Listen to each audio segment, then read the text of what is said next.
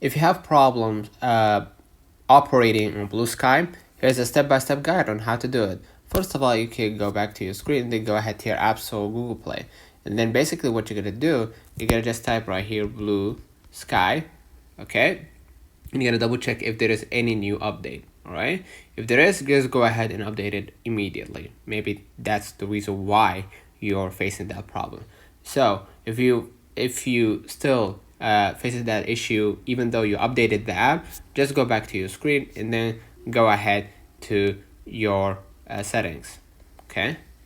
And basically what you're gonna do, go ahead to the general and go to the date and time, all right? And make sure that you set the date and time automatically, okay?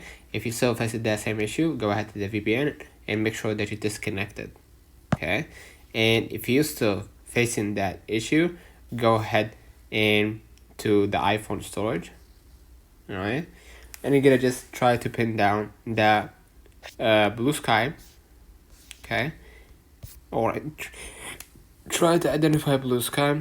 Go ahead and click on it, and you're gonna upload the app. And by uploading the app, you're gonna release some of the unnecessary data or files within the app, and then you're gonna be able to reinstall it once again without missing any information or login information. Sorry.